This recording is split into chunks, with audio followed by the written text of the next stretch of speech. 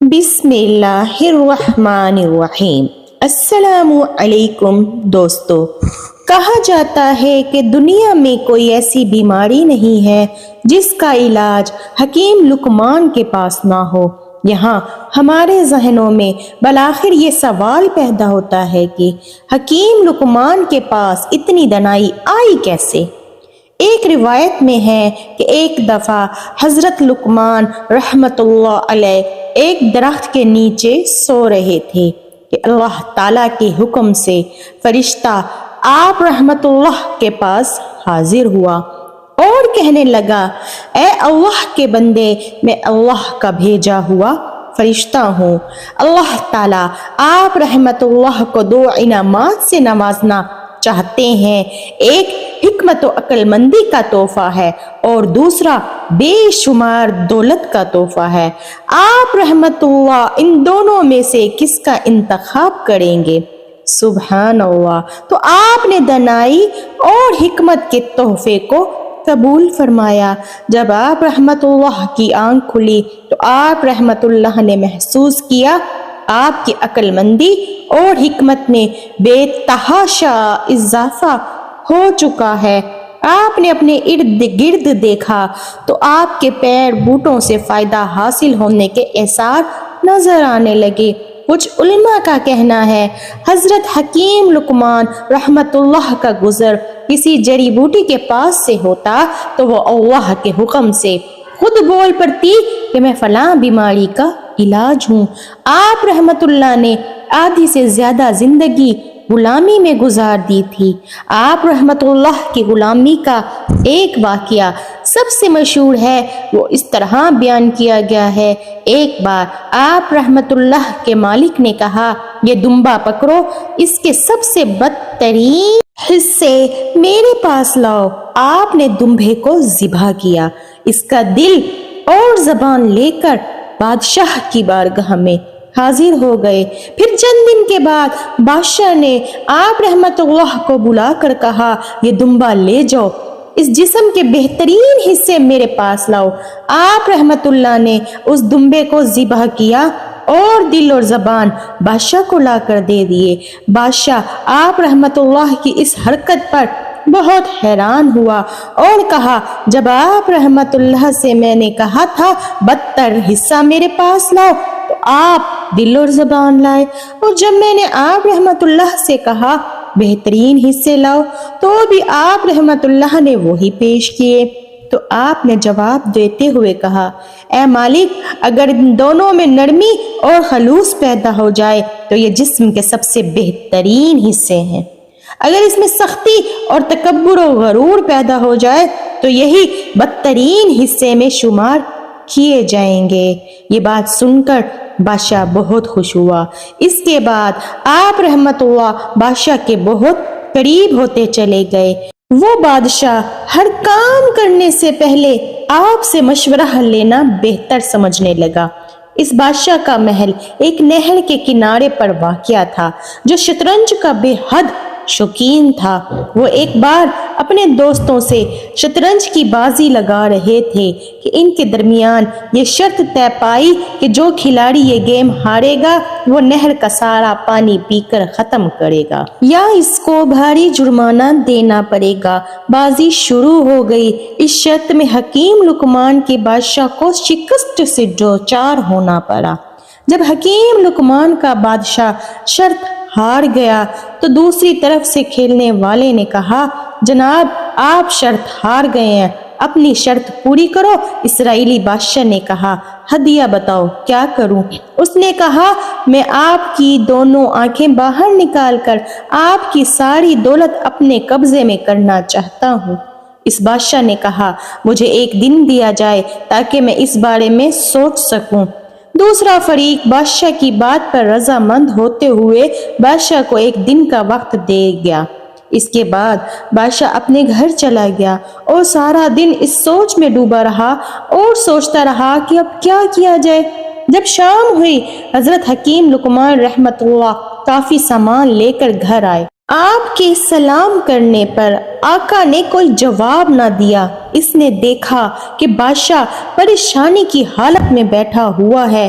ان کا عام معمول تھا جب حضرت حکیم لقمان رحمت اللہ گھر تشریف لاتے تو آقا آپ کی حکمت بڑی باتیں سنتا رہتا تھا۔ سارا دن کے کام کے بارے میں پوچھا جاتا تھا۔ حکیم لقمان رحمت اللہ نے دیکھا کہ بادشاہ آج خاموش بیٹھا ہے۔ حکیم لقمان نے بادشاہ کو پوچھا، جناب کیا معاملہ ہے؟ بادشاہ نے کوئی جواب نہ دیا اور منہ لٹکائے دیکھتا رہا۔ حضرت حکیم لقمان رحمت اللہ نے پھر پوچھا تو بادشاہ نے اپنے چہرے کا رخ موڑ لیا۔ جب حضرت حکیم لقمان نے یہ دیکھا تو آپ رحمت اللہ نے اصرار کرتے ہوئے پوچھا، آقا کیا بات ہے؟ اگر میں آپ کا دکھ ختم نہ کر سکا تو کم از کم آپ کے دکھ میں شریک تو ہو سکتا ہوں۔ مالک نے جب یہ بات سنی تو اس نے سارا قصہ آپ کے سامنے پیش کر دیا۔ آپ نے کہا، مجھے یقین ہے کہ اللہ تعالیٰ نے مجھے علم و دانائی سے نوازا ہے۔ میں اس شرط کا کوئی نہ کوئی حل ضرور نکال لوں گا۔ آپ نے مالک سے کہا، جب وہ دوسرا فریق آپ کے پاس آئے اور آپ کو شرط پوری کرنے کا کہے تو آپ کہنا کہ مجھے بتاؤ کہ میں نہر کے دونوں کناروں کا درمیانیہ پانی ختم کر دیا، جس طرح نہر کا پانی جا رہا ہے میں اس طرف سے پیوں۔ ظاہر ہے کہیں کا کناروں کا درمیانہ پانی پیوں تو آپ کہنا آپ نہر کے بہاؤ کو روکو، میں نہر کا پانی پی لیتا ہوں۔ وہ نہر کے بہاؤ کو نہیں روک سکتا کیونکہ یہ قدرتی نظام ہے جو اللہ کے سوا کوئی نہیں کر سکتا۔ مالک کو یہ بات بہت پسند آئی۔ اس طرح اس کے دل کا بوجھ ہلکا ہوا اور وہ چین کی نیند سو گیا۔ جب صبح ہوئی تو دوسرا فریق آیا اور کہنے لگا، اپنی شرط پوری کرو۔ اس کے کہنے پر مالک نے پوچھا، میں نہر کے کناروں کا درمیانہ پانی پیوں کہ بہاؤ کی طرف سے؟ دوسرے فریق نے جواب دیا، نہر کے دونوں کناروں کا درمیانی حصے کا پانی پیو۔ اس پر مالک نے کہا، ٹھیک ہے، آپ نہر کے بہاؤ کو روکو تاکہ میں نہر کا درمیانہ حصہ کا پانی پی سکوں۔ یہ سن کر دوسرا فریق بولا، یہ کیسے ممکن ہو سکتا ہے میں نہر کے بہاؤ کو روک سکوں؟ مالک نے جواب دیا، اگر آپ پانی کے بہاؤ کو نہیں روک سکتے تو میں پانی کیسے پیوں گا؟ اگر آپ یہ کام نہیں کر سکتے تو ہماری شرط بھی ختم۔ اس طرح یہ شرط ختم ہو گئی۔ مالک حضرت لقمان حکیم رحمت اللہ کے اس مشورے پر بہت خوش ہوا۔ اس نے حکیم لقمان کو آزاد کر دیا۔ حضرت حکیم لقمان کو اللہ نے بے حد علم عطا کیا تھا۔ وہ نبی یا پیغمبر تو نہیں، پر اس کے باوجود بھی اللہ تعالیٰ نے ان کو بہت زیادہ دانائی سے نوازا تھا۔ اللہ تعالیٰ نے حضرت لقمان کے نام پر قرآن پاک میں ایک سورہ بھی عطا کی ہے۔ قرآن پاک میں اللہ تعالیٰ نے سورۃ لقمان میں 3 باتوں کا ذکر کیا ہے جو کہ حضرت لقمان نے اپنے بیٹے کو نصیحت کرتے ہوئے فرمائی تھیں۔ آپ رحمت اللہ نے اپنے بیٹے کو نصیحت کرتے ہوئے یہ فرمایا تھا کہ اے میرے پیارے بیٹے، اللہ کے ساتھ کبھی کسی کو شریک نہ ٹھہرانا، صرف اس کی عبادت کرنا، وہ واحد ہے، اس کا کوئی شریک نہیں۔ ہمیں چاہیے ہم کو خدا کے علاوہ کسی اور کی عبادت نہیں کرنی چاہیے۔ سارے نبی پیغمبروں نے خدا کو ایک مانتے ہوئے ہی زندگی بسر کی ہے اور اپنے پیروکاروں کو بھی یہی حکم دیا ہے۔ اللہ تعالیٰ کو ایک مانو، اسی کی عبادت کرو، وہی ہم سب کو پیدا کرنے والا ہے اور موت کا مزہ چکھانے والا ہے، وہی ہے جو ہم کو اپنے خزانوں سے رزق عطا کرتا ہے، اس کی مرضی کے سوا ہماری سانس لینا بھی ممکن نہیں ہے۔ دوسری نصیحت کرتے ہوئے یہ کہا، میرا بیٹا، اللہ تعالیٰ ہر چیز کا علم رکھتا ہے، دنیا و آسمانوں میں کوئی چیز ایسی نہیں ہے جس پر اللہ کی نگاہ نہ ہو۔ تیسری نصیحت یہ ہے کہ اللہ کی عبادت باقاعدگی سے کرنا۔ چوتھی نصیحت کرتے ہوئے فرمایا کہ اللہ کے بتائے ہوئے سیدھے راستے پر چلنا، اللہ اور اس کے رسولوں اور کتابوں پر یقین رکھنا، آخرت پر یقین رکھنا، اس پر خود بھی عمل کرنا اور دوسروں کو بھی اس پر عمل کی ترغیب دینا۔ اس عمل کو دوسروں تک پہنچانے میں آپ کو جو بھی مشکلات پیش آئیں اس پر صبر و تحمل سے کام لینا۔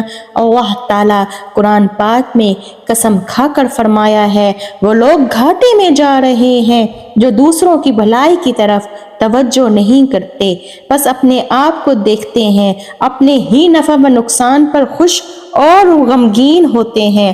بس وہ لوگ نیک ہیں جو مجھ پر ایمان لائے، نیک کام کریں، دوسروں کی فلاح و محمود کے لیے فکر کریں، دنیا پر چلتے ہوئے جو بھی مشکلات آئیں ان پر صبر کریں۔ حکیم لقمان اپنے بیٹے کو نصیحت کرتے ہوئے فرماتے ہیں کہ کوئی ایسا کام نہ کرو جو آپ کے اندر تکبر پیدا کرے، لوگوں سے نرمی سے پیش آؤ، ان کے ساتھ منہ پھیر کر یہ تکبرانہ رویے سے پیش نہ آؤ، زمین پر اکھڑ پر نہ چلو، کیونکہ اللہ تعالیٰ زمین پر اکڑ کر چلنے والوں کو پسند نہیں کرتا۔ اللہ پاک ہم کو نیک عمل کی توفیق عطا فرمائے۔ اللہ پاک ہم سب کی حال پر رحم فرمائے۔ جب ہم اس دنیا سے جا رہے ہوں تو ہماری زبانوں پر کلمہ توحید لا الہ الا اللہ محمد الرسول اللہ صلی اللہ علیہ وآلہ وسلم کو جاری فرما دیں، آمین۔ دوستو اگر آپ کو یہ ویڈیو اچھی لگی ہو چینل کو سبسکرائب کر کے کمنٹ میں ضرور بتائیے گا۔ جزاک اللہ۔